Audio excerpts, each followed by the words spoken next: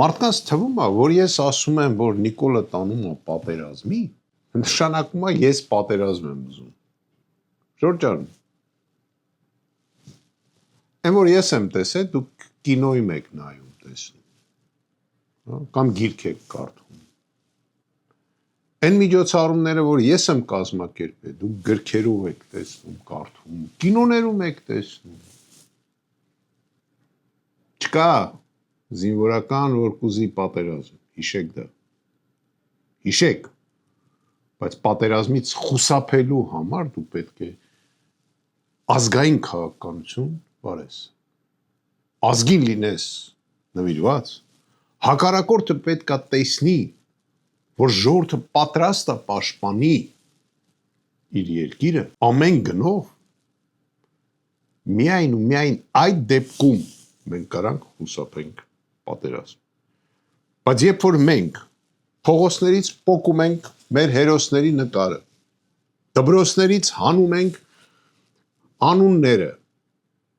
փողոցների անունը դնում ենք դավաճանների անուն, կզածներին բերում ենք իշխանության, պատերազմը անխուսափելի է։ Չեն հարձակվում հայրենասեր ժողովրդի վրա,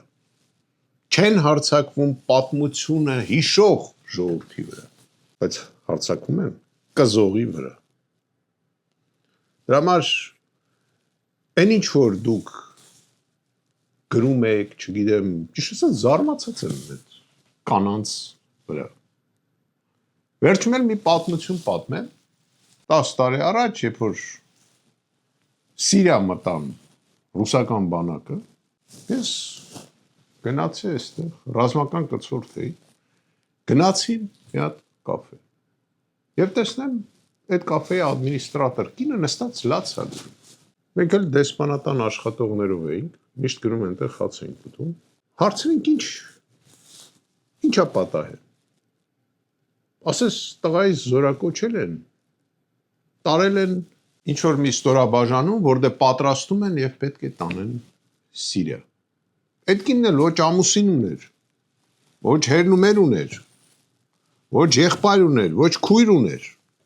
Մենակ այդ մի տղեն էր, որին մեծացրել էր։ Երբ որ մեր դեսպանատան աշխատողներից մեկը ասեց, գուցե անուն ազգանունը տաս, մենք մեր կանալներով փորձենք քո տղային այդ ստորաբաժանումից հանենք։ Այդ կինը լաց էր ելնում, ուրեմն սենց իրան դզեց, ասես չէ, բա ով պետք է մեր երկիրը պաշտպանի, թող գնա տղամարդ դառնա, բա երկիրը չկարացավ պաշտպանի, ինձ ով է պաշտպանելու, ինձ էլ չի կարա պաշտպանի։ Հիմա հասկացաք, ինչի է սրանց պետությունը ամենամեծը աշխարհում։ Իսկ դուք մի հատ ձեր կոմենտներին նայեք։ Տեսեք ինչ եք գրում, եթե մայրը զինվոր չի մեծացնում, ուրեմն թող այդ մայրը իմանա, որ պատերազմ է լինելու։ Իսկ եթե մայրը զինվոր մեծացրեց, հայրենասեր տղա մեծացրեց, ոչ մեկ մեր վրա ռիսկ չի անի հարձակվի։ Դա է գաղափարախոսություն։ Իսկ հիմա գնացեք 37 թիվը Հանգստանում է։ Ձեր տունը գալու է թուրքը եւ գալու է միլիցիան, ձեր լեզվով եմ ասում։ Քո տղային տանելու են նստեցնեն, եթե հանկարծ Նիկոլի դեմ խոսած։ Պատրաստեք,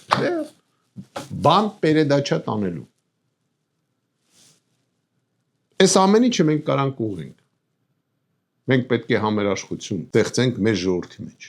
Մենք պետք է մեկս մեկին չհետապնդենք։ Մենք պետք է պատրաստ լինենք պատերազմի, որ խուսափենք պատերազմից։ Շնորհակալություն։